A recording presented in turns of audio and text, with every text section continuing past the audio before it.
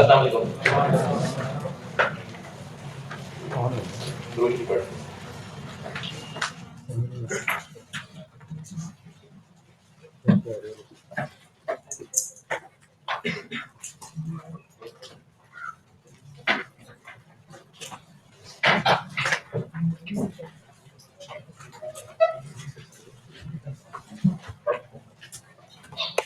अच्छा, आज मैं आपको ना कुछ और कैलकुलेशन और परसेंटेज इसी करवाता हूँ।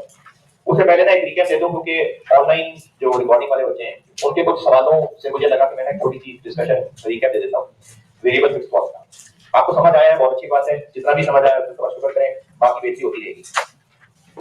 हम इन सारी आइटम्स को वेरिएबल और फिक्स्ड डिस्कस कर रहे हैं एज अ कॉन्सेप्ट।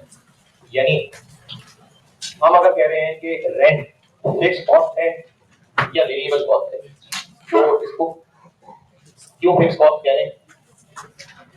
ये एक्टिविटी पे डिपेंडेंट नहीं है। फॉर द पीरियड एक अमाउंट है और इसका एक्टिविटी पे ताल्लुक नहीं है, तो ये उस पीरियड के लिए उतना ही होना था।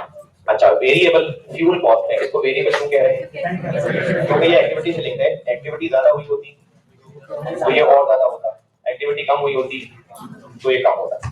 ये जो मैंने बात पीरियड रिलेटेड की थी ना, उसका ताल्लुक ये है, जैसे 2021 है, 2021 गुजर चुका और 2022 अभी आगे, यानी हम प्रेजेंट में 2021 गुजर चुका हुआ है, 22 अभी आगे। जो गुजरा हुआ साल है, इसमें जो खर्चे हुए थे हम उनको भी as a concept variable fix कह सकते हैं। और जो 2022 होना है, इसमें हमारी एक्सपेक्टेशन के मुताबिक जो जो खर्चे होंगे हम उनमें भी वेरिएबल फिक्स एक कॉन्सेप्ट के तौर पे कह सकते हैं। ये मेरी मुराद थी कि हम किसी टाइम फ्रेम को सामने रख के बात कर रहे हैं। जैसे हम कह रहे हैं 2021, तो 2021 को सामने रख के बात कर रहे हैं कि फॉर द ईयर 2021 जो खर्चे हुए उनमें से ये फिक्स थे, ये वेरिएबल थे। फॉर द ईयर 2022 जो बजटेड खर्चे होंगे उनमें ये खर्चे फिक्स होंगे, ये खर्चे वेरिएबल होंगे। तो हम ये सारी डिस्कशन एक पीरियड को सामने रख के कर रहे हैं ना, ये मेरी मुराद है पीरियड से रिलेट करने की। हम लोग वेरिएबल और फिक्स की जो डिस्कशन कर रहे हैं ना, हम अगर यहाँ खड़े हैं तो ये सारी डिस्कशन आगे जब आप कॉस्ट पढ़ेंगे तो उसमें कभी हम गुजरे हुए पीरियड की वैल्यूज के ऊपर बात कर रहे होंगे कि ये जो खर्चा हुआ था ये फिक्स खर्चा था, वेरिएबल खर्चा था। और कभी हम लोग फ्यूचर से रिलेटेड डिस्कशन कर रहे होंगे कि वो जो अगले साल के खर्चे होंगे इनमें से ये खर्चे फिक्स्ड होंगे, ये खर्चे वेरिएबल होंगे। तो ये मेरी मुराद है कि फिक्स्ड और वेरिएबल हम किसी एक टाइम पीरियड को सामने रख के डिस्कशन कर रहे हैं। ये मेरी टाइम पीरियड से रिलेट करने की बात है, ठीक है। लेकिन जब हम किसी एक पीरियड से रिलेट करके बात कर रहे हैं, अब आगे उस पीरियड में जिन खर्चों का ताल्लुक बस पीरियड से रिलेटेड था, यहां खड़े हैं, अगर इस खर्चे की बात करें तो था, यही खड़े होकर यहां की बात कर रहे हैं तो होगा। तो हम खर्चों को कॉन्सेप्चुअली डिस्कस कर रहे हैं। जो 2021 गुजर गया, इसमें जो फ्यूल कॉस्ट थी वो एक वेरिएबल कॉस्ट थी। क्यों वेरिएबल कॉस्ट थी? क्योंकि वो फ्यूल कंजम्पशन पे डिपेंडेंट थी। फ्यूल ज्यादा होता तो टोटल फ्यूल कॉस्ट ज्यादा आती, फ्यूल कम लगा होता तो टोटल फ्यूल कॉस्ट कम आती। लेकिन अब तो हो गया जो 2021 में होना था, तो वो फ्यूल कॉस्ट कम ज्यादा तो नहीं हो सकती। फिर हम क्यों कह रहे हैं वेरिएबल? क्योंकि उसको हम कह रहे हैं एज अ कॉन्सेप्ट कि उस साल में अगर फ्यूल ज्यादा लगा होता तो टोटल फ्यूल कॉस्ट और ज्यादा होती, अगर फ्यूल कम लगा होता तो टोटल फ्यूल कॉस्ट कम होती। इसलिए बाय नेचर ये वेरिएबल कॉस्ट थी। और अगर हम बात कर रहे होंगे अगले साल की, तो हम कह रहे हैं कि 2022 में जो फ्यूल कॉस्ट होगी वो वेरिएबल होगी। क्यों? क्योंकि अगर फ्यूल ज्यादा लगेगा तो टोटल फ्यूल कॉस्ट ज्यादा आएगी, फ्यूल कम लगेगा तो टोटल फ्यूल कॉस्ट कम आएगी। इसलिए एज अ कॉन्सेप्ट ये वेरिएबल कॉस्ट है। तो जिस खर्चे का ताल्लुक एक्टिविटी से है वो वेरिएबल कॉस्ट है, और जिसका ताल्लुक बस पीरियड से, पीरियड खत्म वो खर्चा खत्म, अगले पीरियड फिर नए सिरे से रेंट होगा। और पीरियड से ताल्लुक से मुराद ये है कि उस पीरियड में एक्टिविटी कम हुई होती तो भी ये खर्चा इतना ही होता, एक्टिविटी ज्यादा हुई होती तो भी ये खर्चा इतना ही होता। अगले साल की बात कर रहे होंगे तो फिक्स कॉस्ट को कैसे बोलेंगे? ये क्यों फिक्स्ड है? क्योंकि एक्टिविटी ज्यादा होगी तब ये खर्चा इतना ही होगा, एक्टिविटी कम होगी तो भी ये खर्चा इतना ही होगा। ये फिक्स कॉस्ट, ये जिस खर्चे का ताल्लुक एक पीरियड से है कि उस पीरियड का उतना खर्चा है, अब चाहे एक्टिविटी कम हो चाहे ज्यादा हो, वो कॉस्ट उतनी ही रहेगी। ये फिक्स कॉस्ट है। और जिस कॉस्ट का ताल्लुक किसी एक्टिविटी से, तो वो वेरिएबल क्यों कह रहे हैं? क्योंकि वेरिएबल टोटल और ज्यादा हो जाएगी या हो जाती अगर एक्टिविटी और ज्यादा हो जाती, टोटल और कम हो जाएगी अगर एक्टिविटी कम होती। तो फिक्स्ड और वेरिएबल का कॉन्सेप्ट तो यही नहीं आ रहा यार, कुछ समझ आया है? कल जो लास्ट सवाल हमने किया था उसमें जो एक पॉइंट समझाया था मैंने, वो बाद में जो बच्चे सवाल पूछते गए उनके सवालों से मुझे लगा कि वो बात क्लियर नहीं हो सकी, दोबारा बता देता हूँ। जी जी बिल्कुल। तो उस सवाल में वो जो मशीन की रिपेयर थी, इसको फिक्स्ड कॉस्ट इसलिए नहीं कहा था कि मशीन का चलना 12 से कनेक्टेड रहेगा, क्योंकि अगर 2021 में मशीन 3900 आवर्स चली होती तो 2022 में 100 आवर्स ही और चलेगी तो मेंटेनेंस करानी पड़ जाएगी, यानी वो कनेक्टेड हुए ना, क्योंकि एक्टिविटी 12 कनेक्टेड रही इसलिए फिक्स नहीं, लेकिन अगर एक कॉलेज जिसने पिछले साल में स्टूडेंट्स पढ़ाए होते 3500 और जिस बिल्डिंग में ये स्टूडेंट्स पढ़ाए होते उस बिल्डिंग से अरेंजमेंट ये किया होता कि एक साल में अगर आपने 4000 तक स्टूडेंट्स पढ़ाने तो उस बिल्डिंग का इतना किराया, लेकिन अगर आपने 4000 से ऊपर स्टूडेंट पढ़ाने तो इतना किराया। ये फिक्स है वेरिएबल? स्टेप तो है फिक्स या वेरिएबल? स्टेप फिक्स इसलिए है क्योंकि इसकी नेचर ऐसी है कि एक सर्टेन लेवल के बाद फिर और खर्चा करना पड़ जाएगा। 2021 में कॉलेज वालों ने 3500 स्टूडेंट पढ़ाए थे, उसके हिसाब से बिल्डिंग का किराया जो तय था वो हुआ। अगले साल बस 700 स्टूडेंट और पढ़ाएंगे, तो अगले साल फिर से हिसाब शुरू होगा या वो 3500 साथ मिला के बोलेंगे देखें आपके 4200 हो गए। ये मिसाल दोबारा करिए, दो मिसालें दी मैंने। एक मिसाल मैंने कही है कि मशीन की मेंटेनेंस हर 2000 मशीन के चल जाने के बाद करानी पड़ जाती है। इसको फिक्स्ड इसलिए नहीं कहा था कि 2021 में अगर मशीन 3900 आवर्स चली थी तो 4000 पूरे होने से तो मेंटेनेंस होनी थी। अब 2022 में फिर से वो 2008 चलना जरूरी है या बस 100 घंटे ही चलेगी तो मेंटेनेंस करनी पड़ जाएगी। तो इसका मतलब ये जो मेंटेनेंस का खर्चा है ये सिर्फ पीरियड रिलेटेड नहीं रहा, मशीन के चलने से रिलेटेड जुड़ गया ना, इसलिए फिक्स नहीं रहा, क्योंकि पिछले साल मशीन का चलना भी इससे कनेक्टेड है। लेकिन दूसरी मिसाल, अगर कॉलेज ने बिल्डिंग रेंट पे ली थी और एक प्लाजा में क्लासेस लिया करते थे, बाहर का मुल्क में होता है ऐसे, तो जितनी क्लासेस होती थी उसके हिसाब से प्लाजा को रेंट दे देते थे। 2021 में उनका अरेंजमेंट ये था कि अगर आपने इस साल में 4000 तक की क्लासेस स्टूडेंट्स की बढ़ानी है तो एक फ्लोर आप लोगों के लिए काफी है, तो आप उसका 10 लाख किराया दे देना। लेकिन अगर 4000 से ज्यादा के स्टूडेंट्स को पढ़ाया आपने तो फिर आपके लिए में एक और फ्लोर खाली करना पड़ेगा, तो फिर आप 20 लाख किराया देना। ये स्टेप 2 इस कौन है? 2021 में कॉलेज ने 3500 स्टूडेंट्स का सेशन पढ़ाया बस। अब 2022 अगला सेशन आ गया, अब अगले सेशन में सिर्फ 700 स्टूडेंट्स हैं, तो अब उस प्लाजा वाले कहेंगे कि 3500 पिछले साल वाले जो आपने पढ़ाए थे और 700 के तो 4200 हो गए। ऐसा नहीं होगा ना, लेकिन 700 के लिए फिर से 4000 की गिनती शुरू हो जाएगी ना, इसलिए ये नहीं हो सकता वेरिएबल, क्योंकि ये पीरियड रिलेटेड किस्सा 21 में खत्म हो गया। अब 22 में फिर से हिसाब किताब शुरू करना पड़ेगा, तो ये वाकई पीरियड रिलेटेड चीज थी, इसलिए ये फिक्स कॉस्ट होगी। लेकिन ये मेंटेनेंस वाला ऐसा क्यों नहीं हो सका? क्योंकि पिछले पीरियड की एक्टिविटी भी इसके साथ लिंक रही, इसलिए इसको हम पीरियड रिलेटेड मैटर नहीं कह सके, तो ये फिक्स नहीं था ये वाला खर्चा। लेकिन अगर ये पर्टिकुलर एग्जांपल किसी को ना समझ आ रही हो तो इस एग्जांपल की वजह से 4 दिन बर्बाद करते हैं। इस एग्जांपल के अलावा आपको जितना फिक्स्ड और वेरिएबल समझ आ गया, कॉस्ट अकाउंटिंग के लिए उतना बहुत है। इस मेंटेनेंस की मिसाल के अलावा वेरिएबल फिक्स की कुछ ना कुछ बात समझ आ गई। बस अब आप चलना शुरू कर देंगे इंशाल्लाह, तो सारा फिक्स वेरिएबल साथ साथ चलता रहेगा, आपको आगे आइंदा इंशाल्लाह मुश्किल नहीं होगी फिक्स वेरिएबल में। इस मिसाल के अलावा अगर ये मेहनत समझ आ रही है, बहुत है कॉस्ट के। आप पूछना चाह रहे थे?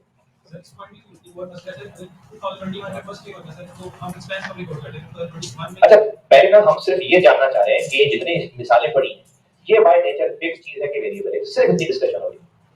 ये अकाउंटिंग की डिस्कशन है कि एक्सपेंस इस ईयर में रिकॉर्ड कितना करना है, मेंटेनेंस एक्सपेंस कितना रिकॉर्ड करना है, ये अकाउंटिंग फाइनेंशियल अकाउंटिंग मैटर है। अभी इस वक्त सारी डिस्कशन का पर्पस मेरा सिर्फ और सिर्फ इतना है कि ये खर्चा वेरिएबल माने या फिक्स माने, ठीक है? अच्छा, अब जिन लोगों को डेप्रिसिएशन का कांसेप्ट है, सिर्फ मैं उन लोगों से बात कर रहा हूं जिन्होंने अभी अकाउंटिंग अभी भी पढ़ना शुरू किया, वो अभी मेरी बात को ना भी समझे तो कोई बात नहीं। ये जो 2000 रुपए नहीं, 2008 के बाद मेंटेनेंस करानी पड़ा करेगी, फर्ज करें 5000 रुपए, तो ये 5000 रुपए का खर्चा, अब मैं अकाउंटिंग की बात कर रहा हूं, ठीक है? ये 5000 रुपए का खर्चा फॉर एवरी 2000 आवर्स, तो इसको एक्सपेंस ऐसे बनाया जाएगा डेप्रिसिएशन की तरह कि जिस ईयर में वो जितने आवर मशीन चल जाएगी उतने 5000 में से एक्सपेंस बना दें, फिर अगले साल में और चल जाएगी उतना और एक्सपेंस बना दें, फिर मेंटेनेंस करा दें। अब उस मेंटेनेंस को एक्सपेंस कैसे बनाएंगे? अगले 2000 रुपए भरा। ये मैं फाइनेंशियल अकाउंटिंग की बात कर रहा हूं कि जब मेंटेनेंस करा देंगे ना लाइफ डेप्रिसिएशन, तो उसको फिर हम आर्ट्स पे बांटा देंगे। जितने आर्ट मशीन चल जाएगी उतना मेंटेनेंस का खर्चा समझो यूज हो गया, तो फिर वो इस तरह एक्सपेंस बना के देगा। अभी सारी डिस्कशन में आपको अकाउंटिंग की नहीं, सिर्फ इनकी एज अ कांसेप्ट फिक्स्ड और वेरिएबल की डिस्कशन करना। लेकिन ये जो आपकी 2008 की मेंटेनेंस वाली बात थी, इस पॉइंट के अलावा वेरिएबल फिक्स्ड ओके है ना? बस ठीक है, डन हो गई ये बात। कल मैंने ना कुछ परसेंटेज की कैलकुलेशंस में बात शुरू की थी, थोड़ा सा और मैं आपके साथ परसेंटेज की कैलकुलेशन चेक कर लूंगा। और सवाल लिखते हैं। अच्छा, ये जो सवाल पहले दो कराए थे बिल्कुल आसान थे, इनमें मैं आपसे सिर्फ ये चेक करना चाह रहा था कि परसेंटेज आप कैलकुलेट कर सकते हो, और एक मैंने क्या था कि परसेंटेज को अप्लाई कर सकते हो। अब इसको थोड़ा सा और कॉम्प्लिकेट कर देता हूं।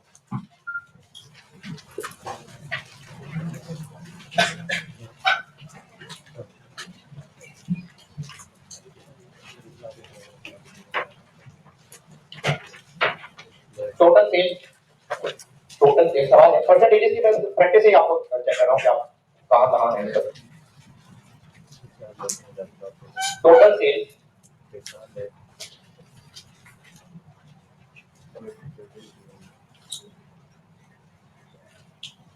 1,75,500, 1,75,500 रुपीज है ये। अच्छा, आपको आर्टिकल के लिए नसीहत करूं, ये जो आप लोग वैल्यू लिख रहे होते हैं ना, जो सिस्टम चल रहा होता है वो 1000 सेपरेटर कॉमा चलता है।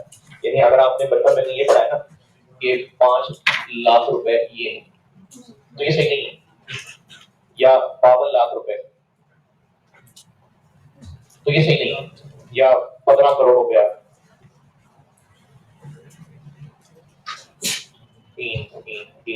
15 करोड़, ये उर्दू में अगर पढ़ा हो तो वो ऐसे होता है। हम जो न्यूमेरिक सिस्टम यूज कर रहे होते हैं वो 1000 सेपरेटर कॉमा होता है, वो ऐसे होता है, 3 सेपरेटर कॉमा होता है। यानी ये 15 करोड़ नहीं है, ये 150 मिलियन है। तो ये आप लोग जब फिगर लिखा करें तो इस बात का ख्याल रखा करें, और आर्टिकल में बेटी होगी। क्या फिगर बताई मैंने? 1,755,000 ब्रैकेट में लिखते हैं inclusive of 17% sales tax. Sales tax का आइडिया है? जब तो बिजनेस चीजें बेचता है ना, तो गवर्नमेंट कहती है कि वो जिनको बेच रहे बड़े पैसे वाले लोग हैं, उनसे हमारे नाम पे भी पैसा कलेक्ट करके दो हमें। तो सेलर कस्टमर से सेल्स टैक्स लेता है, और ये ऐसे होता है कि अगर कस्टमर ने कोई चीज खरीदी 200 रुपए की, और गवर्नमेंट ने कहा हुआ है कि हमें ना 10% टैक्स उनसे लेके दो, तो सेलर उनसे 200 रुपए तो उस चीज के लेने लगा ही था, 10% और लेगा, 220 रुपए लेगा। तो इसको हम कहेंगे कि ये इनक्लूसिव ऑफ सेल्स टैक्स। वैसे बिजनेस के लिए सेल्स क्या है, लेकिन कस्टमर से कितने पैसे ले रहा है?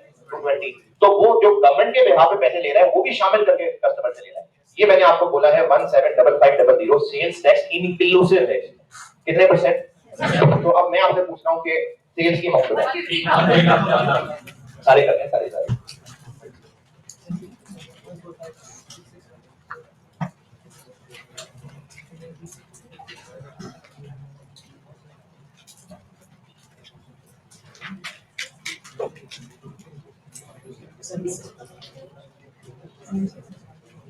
सेल्स टैक्स मेरे 17% का है।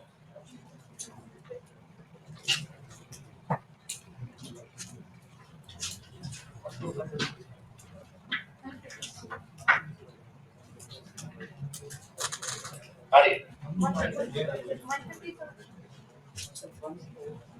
150,000 या 145,000।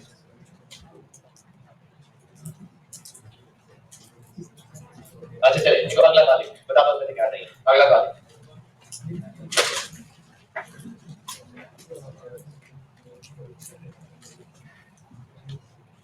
सेल्स कमीशन 8% है, 8%, और सेल्स ब्रैकेट में लिखे नेट ऑफ कमीशन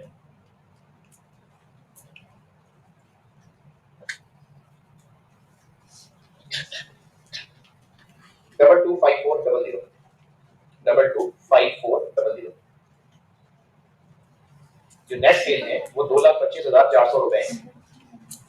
ये जो मैंने सेल्स बताई हैं, पहले मैंने कहा कमीशन 8% ऑफ सेल्स, खत्म हो गई बात। उसके बाद मैंने कहा जो नेट सेल्स है वो है 125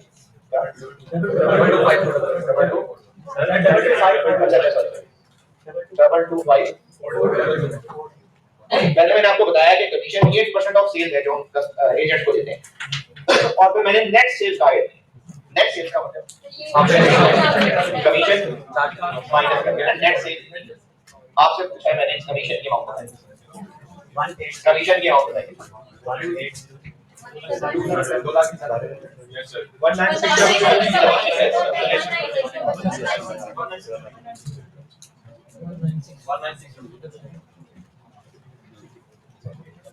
कमीशन हो गई 196। अच्छा, और 1803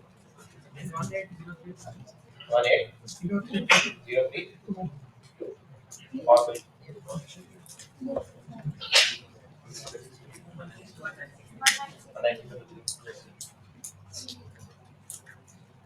और कोई नहीं, सबका ये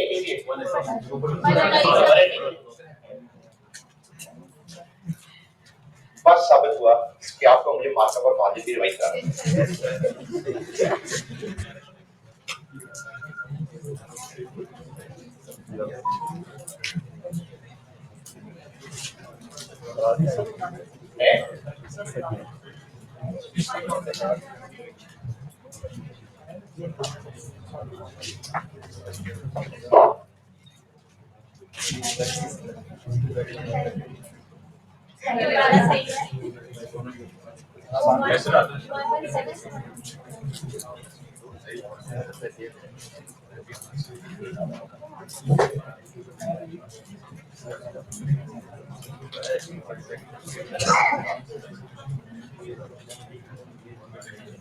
150,000 पहले का अंतर है और दूसरे का 19।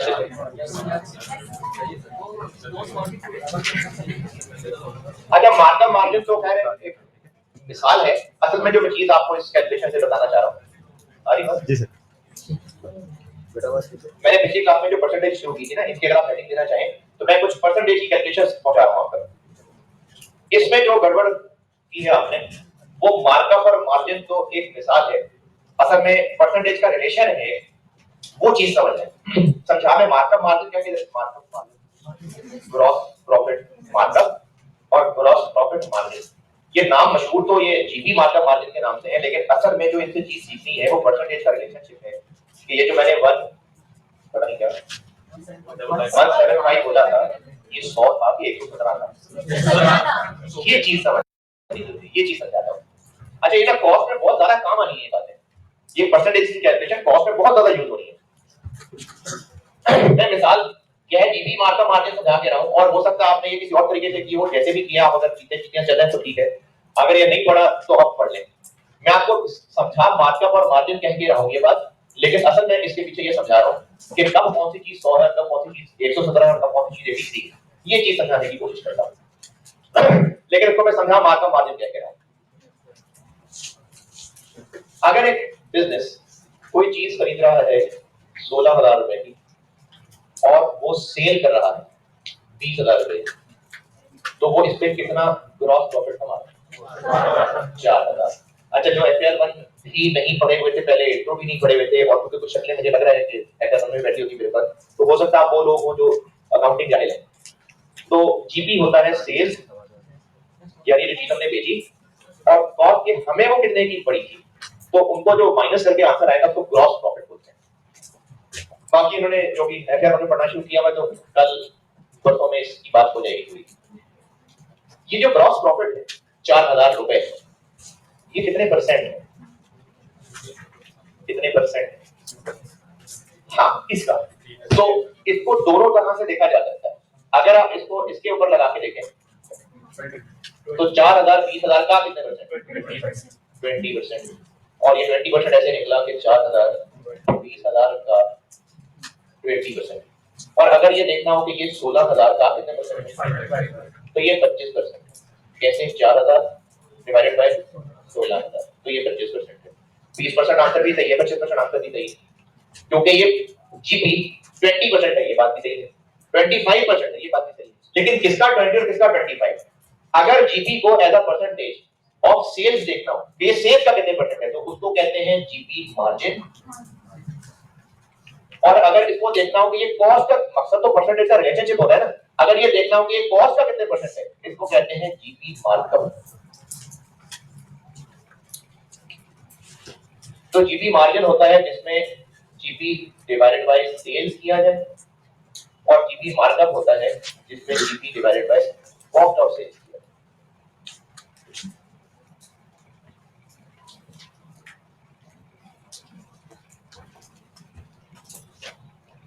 अच्छा, इस 20%, 20% सेंट मतलब 100, तो इस जीपी मार्जिन 20% की इंटरप्रिटेशन क्या है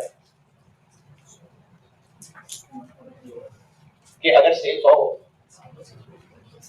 तो 20 प्रॉफिट, परसेंटेज रिलेशनशिप बताने के लिए होता है। और अगर मार्कअप 25% है तो उसकी इंटरप्रिटेशन क्या है, अगर कॉस्ट 100 है तो प्रॉफिट समझो 25, 20% मार्जिन की इंटरप्रिटेशन क्या है कि अगर सेल 100 रुपए हो तो 20 रुपए प्रॉफिट होता है। परसेंटेज का काम होता है चीजों को आपस में रिलेट करना। और मार्कअप 25% की इंटरप्रिटेशन क्या है कि अगर कॉस्ट 100 हो तो 25 रुपए प्रॉफिट होता है। ये 20 और 25% की इंटरप्रिटेशन। ओके, मार्जिन क्योंकि जीपी डिवाइडेड बाय सेल्स है और उसका आंसर 20% आ गया, तो इसका मतलब है कि अगर सेल 100 रुपए है तो प्रॉफिट 20 रुपए है, उस 100 में 20 रुपए, 100 रुपए में 20 रुपए।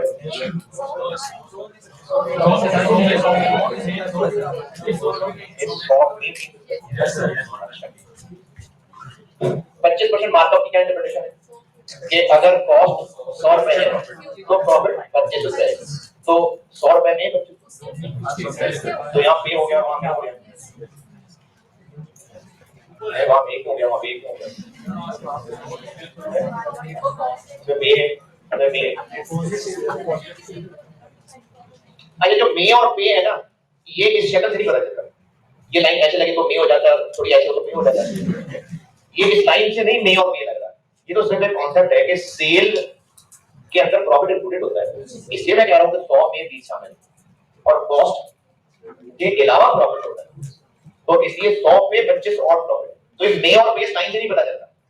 ये सारी बात मे और पे कराने के लिए नहीं कर रहा मैं, मे पे ने को का इस्तेमाल नहीं सिखा रहा। इस डिस्कशन में आपको सिर्फ मैं ये चीज दिखाना चाह रहा हूं कि जब भी कोई चीज परसेंटेज होती है तो ये जानना जरूरी होता है कि 100 क्या है, क्योंकि आप परसेंटेज की कैलकुलेशन नहीं कर पाएंगे जब तक आपको नहीं पता कि 100 क्या है। तो मैं आपको 100 वाली चीज सिखाना चाह रहा हूं कि 100 क्या है।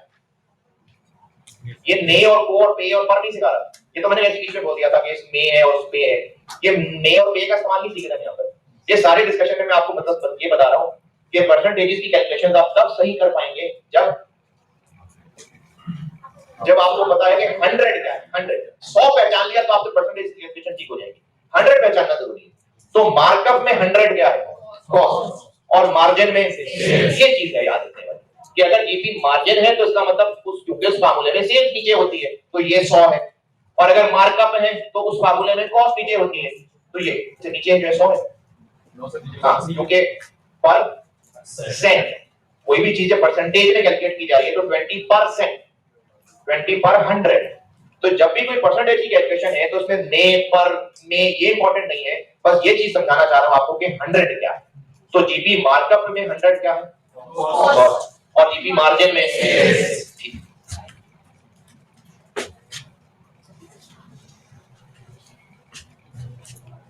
एक बार ये पहचान लेना कि 100 क्या है, फिर उसका आगे यूज कर सकेंगे।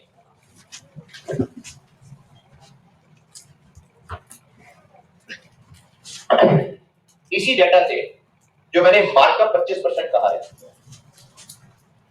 इस डेटा में मैंने मार्कअप 25% लिया, तो जीपी में जिन आइटम्स का आपस में रिलेशन होता है वो तीन, सेल, कॉस्ट और जीपी, इन तीन चीजों का आपस में रिलेशन होता है। जीपी मार्कअप मार्जिन में इन तीन चीजों का आपस में रिलेशन है। अगर मैं कह रहा हूं कि मार्कअप 25% है, इस रिलेशनशिप में ये तो है 25, 100 क्या है कॉस्ट। क्यों? क्योंकि मार्कअप में कॉस्ट हो। अब आप इस पे लॉजिकली गौर करें तो ये 125, ये 125 17 ही है, ये 125 क्यों? 100 माइनस करेंगे तो हमेशा दिखेगा ना। और जब मैंने वहां उस सवाल में मार्जिन वाला रिलेशन लिखा हुआ है तो जीपी है इन तीन चीजों का रिलेशन। तो 20% मार्जिन का मतलब है जीपी तो है 20, मार्जिन है इसकी 100 क्या है। और अब आप लॉजिकली सोचिए कि ये क्या होगा, ये 80 होगा, तभी तो 80 माइनस करेंगे तो 20 आएगा। तो इसलिए ये जो परसेंटेज के रिलेशन है इसमें मे को पर इंपॉर्टेंट जानना नहीं है, पहली बात जानना जरूरी है कि 100 क्या है। उसके बाद आप देख लें इनका आपस में लॉजिकल रिलेशन क्या बनता है। अगर ये 100 है और 25 है तो यकीनन सेल्स 125 होगी ना, तभी तो 100 माइनस करके 25 आना है। अगर ये 100 है ये 20 है तो लॉजिकली ये 80 है ना। एक बार ये 100 पहचान लें और फिर वो परसेंटेज में जो रिलेशन जिन आइटम्स का इन्वॉल्व है उन आइटम्स का रिलेशन आपको क्लियर हो जाए, फिर इस परसेंटेज का इस्तेमाल कैसे करना है वो एक फॉर्मूले से बताता हूं। 20% मार्जिन, 25% मार्कअप, यहां तक सब जिंदा जा रहे हैं। एक फार्मूला है, ये फार्मूला उन आइटम्स के दरमियान लग पाता है जिनमें कुछ परसेंटेज का रिलेशन जुड़ा हुआ, और इस फार्मूले से फायदा ये होगा परसेंटेज के रिलेशन से जो आइटम्स आपस में कनेक्टेड है आप एक बार उनके नंबर्स ढूंढ पाए, फिर आप इस फार्मूले से जान सकेंगे कि इन आइटम्स में से किसी एक की अमाउंट पता हो तो आप दूसरे की अमाउंट निकाल सकते हैं। परसेंटेजेस पहली चीज क्या इंपॉर्टेंट है जानना कि 100 क्या है, फिर उसका इस्तेमाल क्या करना है, उसका इस्तेमाल सवालों में करना पड़ सकता है कि जिन आइटम्स का आपस में कनेक्शन है परसेंटेजेस के जरिए उनमें से किसी एक अमाउंट का पता होगा और फिर दूसरी अमाउंट फाइंड करनी हो सकती है। वो कैसे फाइंड करनी है, ये यूनिटी मेथड भी कह सकते हैं आप उसको, है ये यूनिटी मेथड, लेकिन मैं उसकी बात आपको एक शक्ल बना के दे रहा हूं।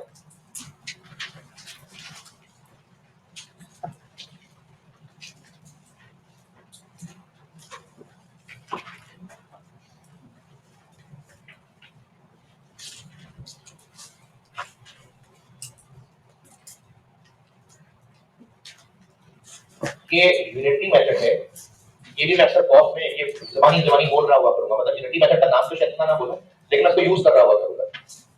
हमें अगर एक परसेंटेजेस का रिलेशन बताया है कुछ आइटम्स का, जब कोई परसेंटेज निकाली जाती है ना तो कम से कम दो आइटम्स का आपस में रिलेशन बतानी होती है।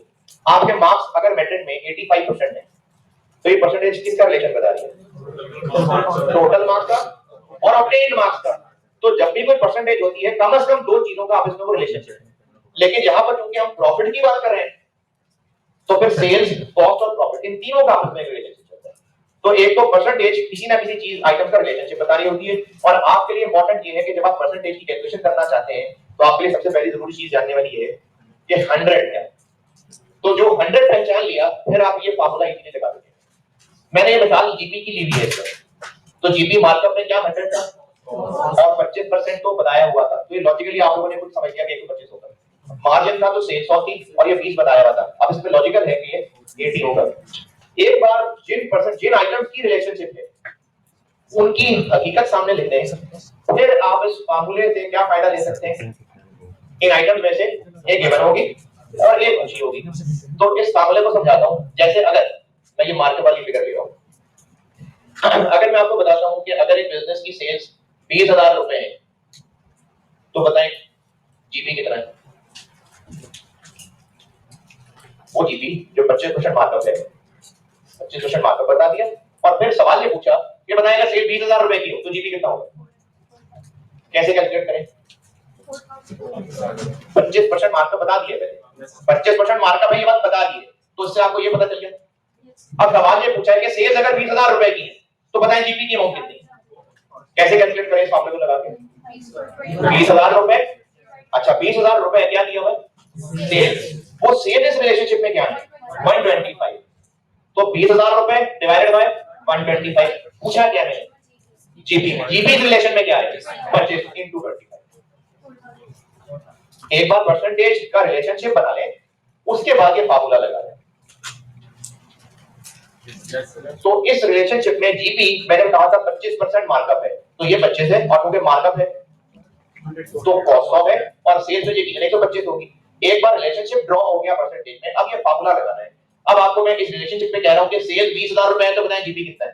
तो ये फार्मूला लगाएं तो गिवन अमाउंट 20,000 डिवाइडेड बाय 125 चाहिए क्या, तो मल्टीप्लाई 25। और तो अगर मैं यूनिटी मेथड के एंगल से बोलूं तो 20,000 रुपए अगर 125 है तो 25 क्या होगा, ये किया 20,000 रुपए अगर 125 है तो 25 क्या है, तो ये अगर 125 है तो उसको 25 से 125 से डिवाइड, तो 25 क्या होगा, 25 से मल्टीप्लाई। इसी तरह अगर मैं कहूं कि 20% मार्जिन है, 20% मार्जिन, और अगर कॉस्ट 16,000 रुपए है तो बताएं सेल्स कितनी। 20% मार्जिन वाला रिलेशन यूज करवा रहा हूं, कैसे, क्या दिया मैंने 16,000 रुपए कॉस्ट है जो कि कितनी है 80, तो 16,000 डिवाइडेड बाय 80 पूछा क्या मैंने, तो सेल्स क्या है 100। 16,000 अगर 80 है तो 100 क्या होगा, ये है फार्मूला। लेकिन ये फार्मूला तब लगा सकेंगे जब पहले आप जिन आइटम्स जो परसेंटेज का रिलेशन है वो आइटम्स ढूंढ सकें।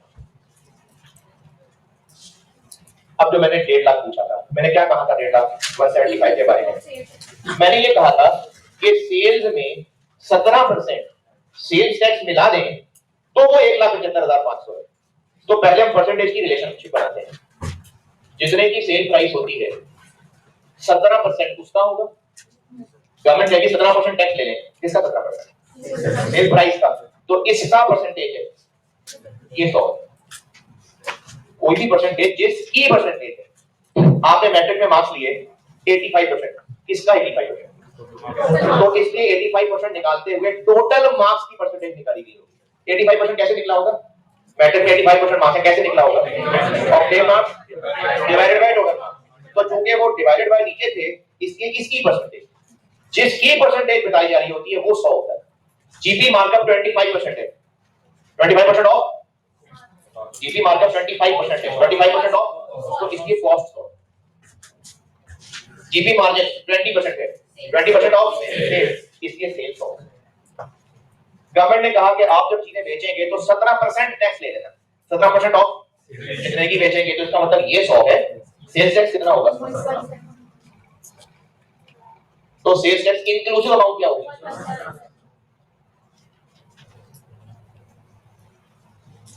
एक बार ये रिलेशनशिप बना लिया, अब देखिए मैंने 1755 क्या कहा था, ये क्या है, ये इनमें से क्या है, ये 117, और पूछा क्या था, ये सेल कितनी थी, तो ये क्या है 117, पूछा क्या था मैंने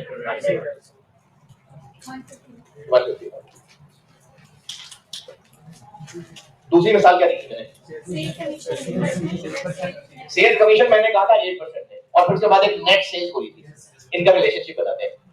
commission 8% of what, sale price, तो जो सेल प्राइस थी फिर वो 100 होगी, कमीशन कितनी होगी 8, तो नेट सेल्स कितनी होगी 92, ये कैसे पता आपको 92 के 92, अगर नेट है तो माइनस ही होगा ना, अगर ये 100 है तो ये 125 की है, 75 क्यों नहीं है, लॉजिकली सोच रहे हैं ना, ये 180 क्यों नहीं है या 120 क्यों नहीं है, इनकी नेचर को लॉजिकली सोच रहे हैं। तो सेल में से कमीशन लेस करेंगे तो नेट सेल्स का वर्ड बोलेंगे ना, तो नेट इसका मतलब बारे में है 108 नहीं है। ये रिलेशनशिप पहचान लिया। अब बताइए मैंने फिगर क्या बताई थी, मैंने फिगर बताई थी 2255, ये मैंने क्या फिगर बताई थी, ये मैंने ये बताई, यानी ये 92 है, पूछा मैंने क्या था 8, ये 92 है तो 8 कितना होगा, क्या करूं, जो अमाउंट दी हुई है डिवाइडेड बाय वो अमाउंट क्या है, मल्टीप्लाई बाय जो पूछा है वो क्या है। ये फार्मूला लगाएंगे, लेकिन इससे पहले क्या करना है, ये परसेंटेजेस जिन आइटम्स का रिलेशन है वो रिलेशनशिप बना सके, और उससे भी पहली जरूरी बात या रिलेशन को बनाने की जरूरी बात कि 100 क्या है, तो जो परसेंटेज दी होती है वो जिस चीज की परसेंटेज दी होती है वो 100। जीपी मार्जिन क्या होता है, परसेंटेज ऑफ सेल, इसलिए सेल 100 होती है। जीपी मार्कअप क्या होता है, परसेंटेज ऑफ कॉस्ट, इसलिए कॉस्ट 100 होती है। समझ आया कुछ, चलिए देखते हैं क्या लिखें।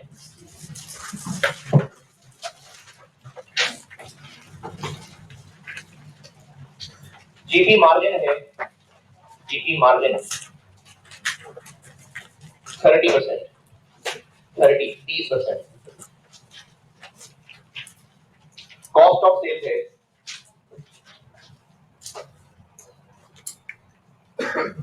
280,000, 2,80,000। प्रॉफिट की अमाउंट बताइए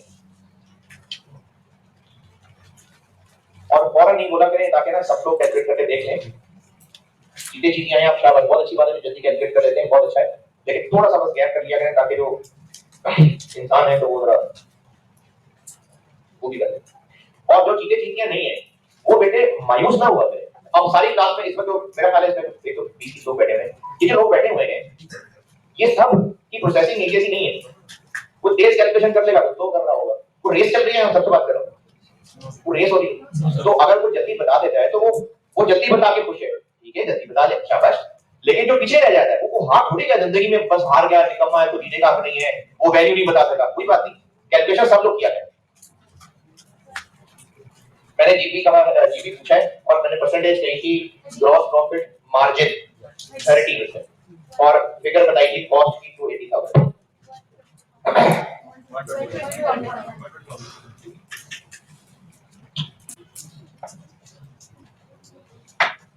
हाँ जी जीपी 120,000 सारे सारे सारी अभी 120,000।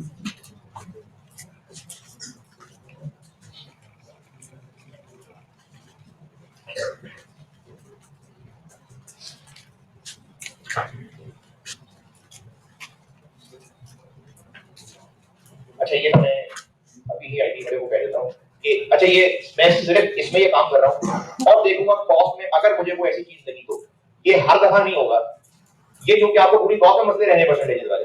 और फिर किसी अर्धे बाद किसी ने पूछा तो मैं कहूंगा भी लेक्चर नंबर 5 में बताया था, तो मैं अब ये सिर्फ इस लेक्चर के लिए, शायद कोई एक आधा और हो बाद में, या मैं जब एक्स्ट्रा क्लासेस करूंगा आप लोगों के लर्न के बाद तो उन एक्स्ट्रा के साथ ही शुरू करूंगा, वो आपके एलिमेंट्स पे रखवा दूंगा।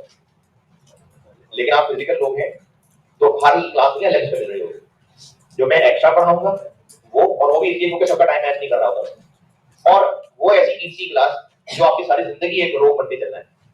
वहां पर पूछा करेंगे आप ये परसेंटेज, ये 100 था, 117 था, तो ये लेक्चर नंबर 5 जो है ये मैं आप फिजिकल बच्चों वाली एलिमेंट पे भी रखवा दूंगा, मैं वो भी कह देता हूँ। रिकॉर्डिंग वाले तो चलो कई सारे होने हैं।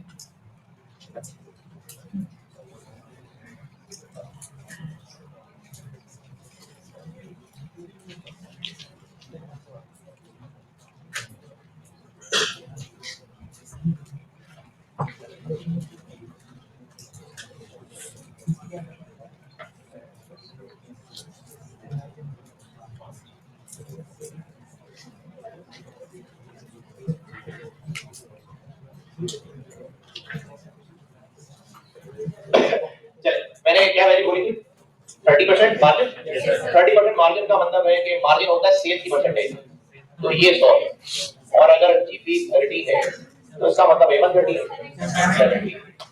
और आपको मैंने कॉस्ट ऑफ सेल बोली थी 280,000। 280,000 क्या है 70, पूछा क्या है तो 30 ठीक है सबको, शाबाश, और लिखने के बाद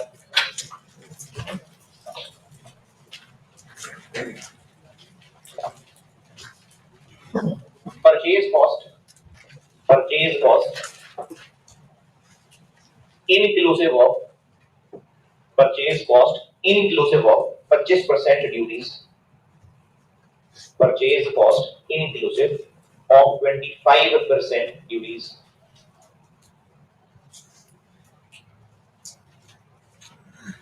562,500, 5,62,500, 562,500। ड्यूटीज की अमाउंट बता दें, ड्यूटीज की अमाउंट बता दीजिए।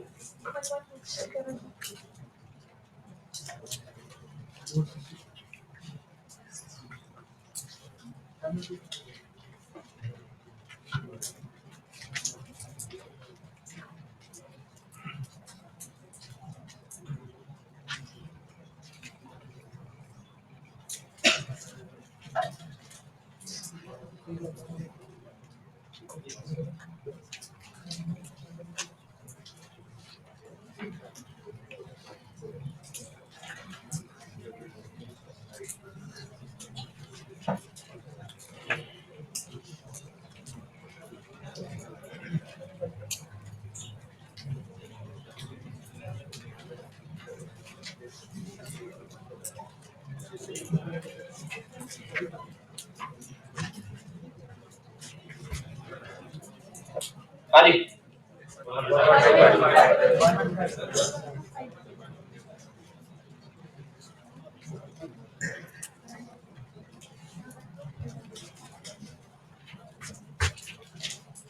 मैंने आपको कहा कि ड्यूटीज 25% है, यानी जो चीजें हमने खरीदी होंगी, खरीद के लाए होंगे, ड्यूटीज ये समझ लीजिए आप, गवर्नमेंट की तरफ से ना कुछ और चार्जेस होते हैं, टैक्स टाइप समझ सकते हैं आप। तो जो चीज हम खरीदते होंगे गवर्नमेंट वाले कहेंगे 25% हमें दो। अच्छा अब ये इंक्लूसिव अमाउंट क्या बन गई, ये ड्यूटी इंक्लूसिव अमाउंट हो गई। परसेंटेजेस का रिलेशनशिप बना लें, उसके बाद ही आप ये काम कर सकेंगे। अब मैंने अमाउंट क्या बताई 562, वो इसमें से क्या थी, वो 125 पूछा मैंने क्या था 125 डबल 125। ये कैलकुलेशन सबसे हो रही है चलिए एक इसका और कर लें, फिर आपको इंक्रीज डिक्रीज करेंगे देता हूं।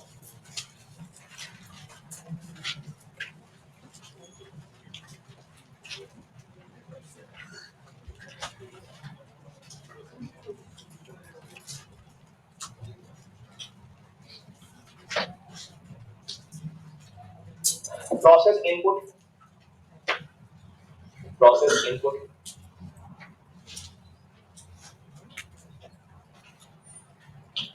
नहीं सॉरी प्रोसेस आउटपुट, इनपुट नहीं output, process output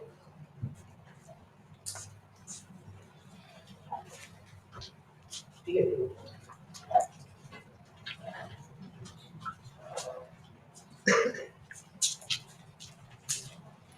1,15,200 units, 1,15,200 units, 1,15,200 units.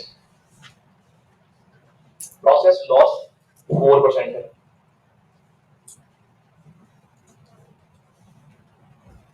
Input units बताएं।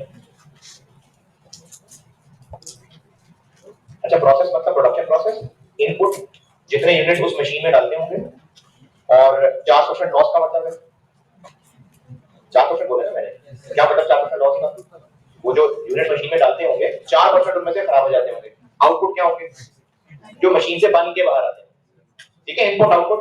तो मैंने आपको आउटपुट यूनिट्स बताए हैं 1,15,200 और मैंने प्रोसेस लॉस कहा था 4%। इनपुट के यूनिट्स पूछे, जवाब आ जाने के बाद भी सब लोग बेटे कैलकुलेट किया करें।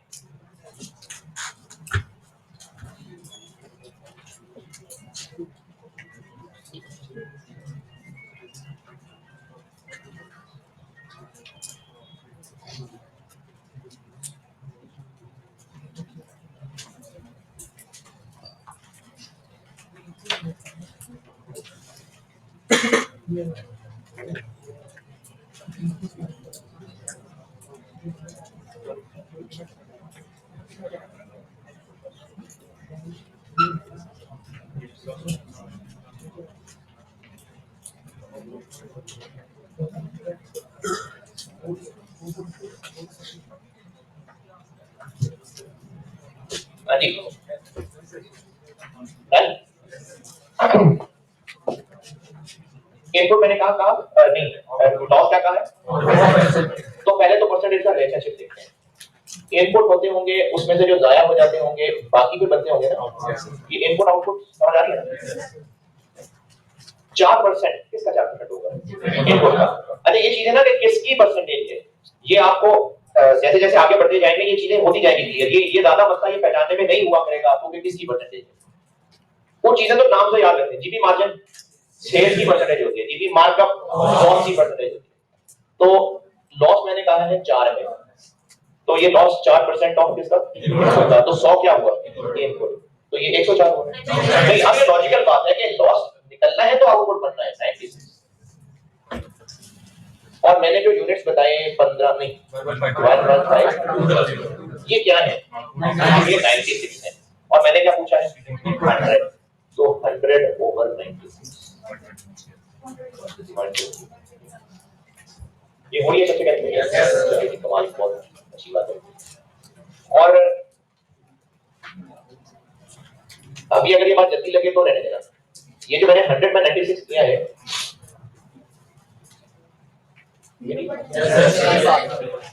ये सही है हमारे क्यों क्या है? ये क्या किया मैंने? ये इसको मैंने सिस्टम नहीं मल्टीप्लाई बस करता अगर ये कैसे होता 4.96 से मल्टीप्लाई करता ये 0.96 है इधर 0.96 नीचे है। चले अगर ये बात अभी जिसको अदर नहीं हुई अभी फिलहाल इस पे रह ले आप ठीक है। चले जबरदस्ती परसेंटेजेस की कैलकुलेशन हो गई अब इंक्रीज डिक्रीज पे चलते हैं। अब मैं आपको इंक्रीज डिक्रीज लेके जा रहा हूं जो परसेंटेजेस की शक्ल में होता है। परसेंटेज कैलकुलेट करना अप्लाई करना अभी चलो एआई प्रैक्टिस में फिर मैंने आपको परसेंटेज रिलेशनशिप ये इंक्लूसिव एक्सक्लूसिव मार्कअप मार्जिन ये भी चीज बता दी सब सही है ना बेटा यहां तक। अब इंक्रीज डिक्रीज पे आते हैं लेकिन साल अब इंक्रीज डिक्रीज पे डिस्कशन कर रहा हूं।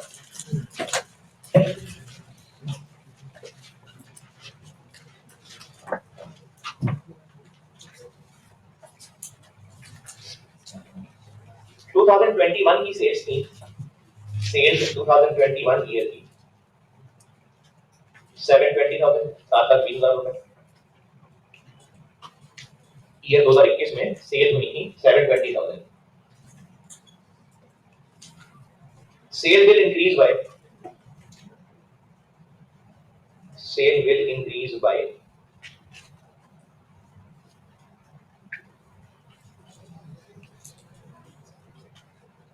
20% इन 2022 में कितनी सेल होगी 8640। अच्छा इसमें आप ये कॉन्सेप्ट भी हो सकता है लगा हुआ है ये जो मैंने बताया ये भी चल जाएगा इसमें।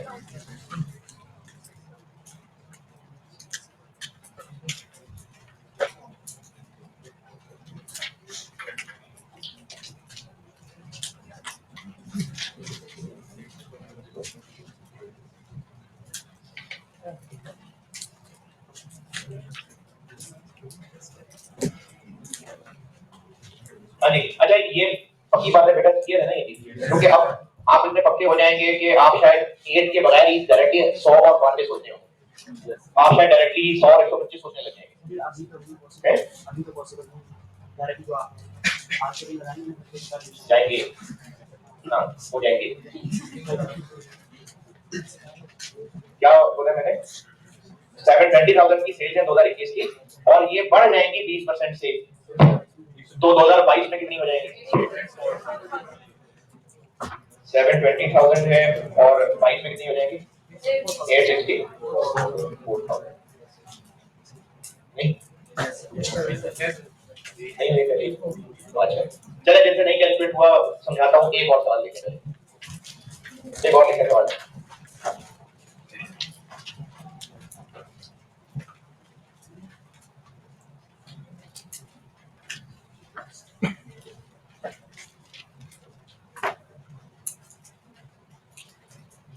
2022 की सेल 2022 की सेल 172,500 है 1,72,500 These sales are 15% higher than last year. These sales are 15% higher than last year. 2021 की सेल्स बताइए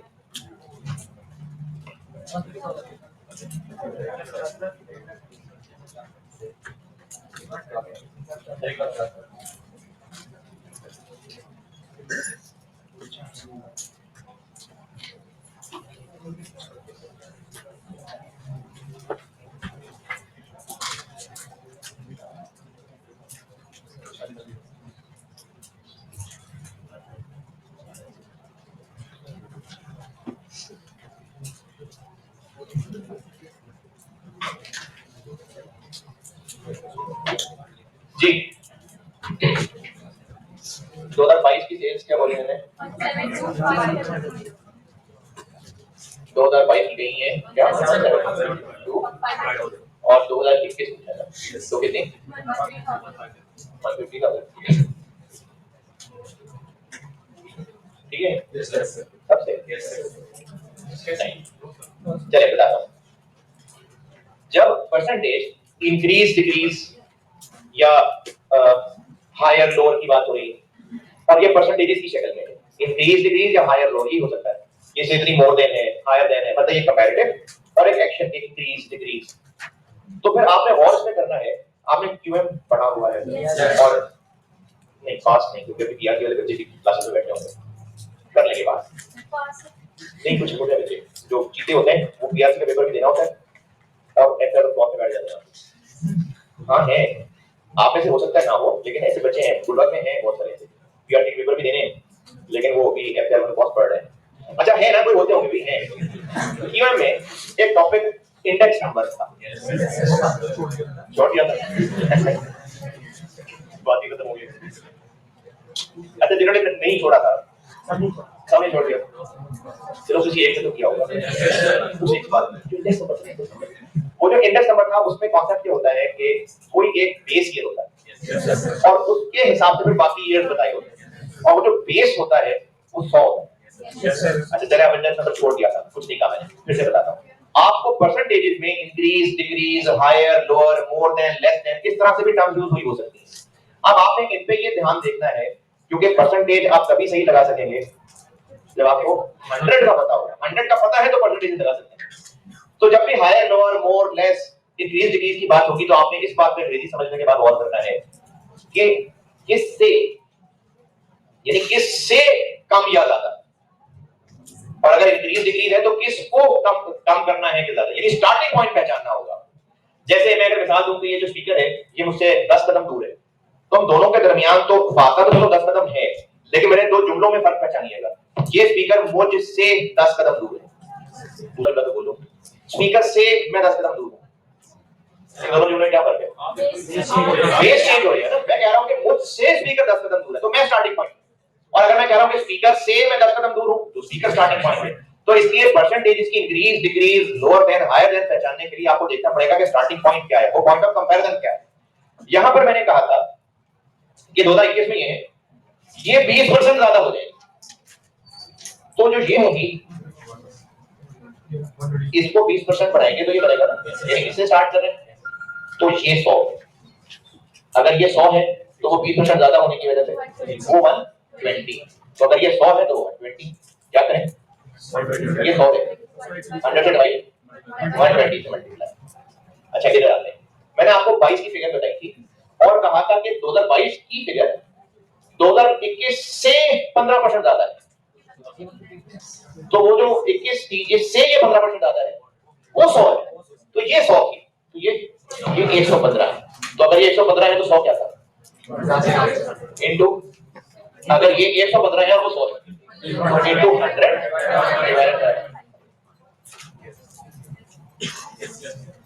और लिखते हैं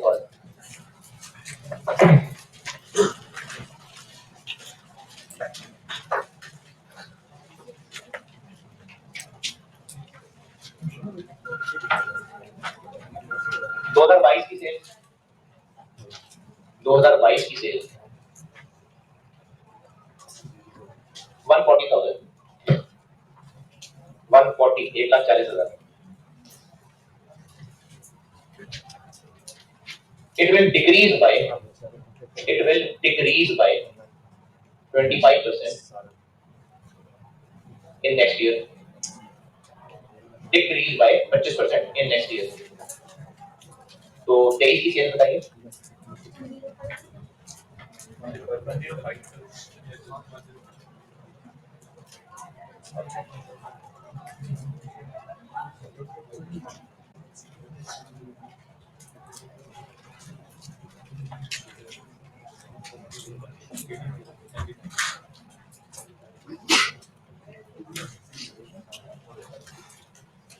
$150,000 25% से कम हो जाएगा 140, ये 25% कम हो गई होंगी अगले साल तक।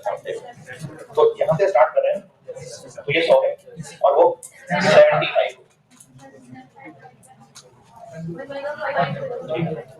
और इनको अभी समझ आ रहा हो 140,000 into 0.75 140,000 into 0.75। अच्छा इसी तरह 720,000 ये कैसे बनाया था तो जिनको समझ आ रहा हो ये, और अगर आ जाए समझ तो वैसे अच्छा है, अगर आपको ये चीज क्लिक हो जाए तो अच्छा है, आगे ना इसमें फायदा होगा। अभी नहीं हो रही तो कोई बात नहीं, 720,000 into 120 over 100 था ये, तो ये 720 into 1.2, ये 1.2 बिल्कुल नहीं आता, 0.75 भी, चलो कमाल हो गया।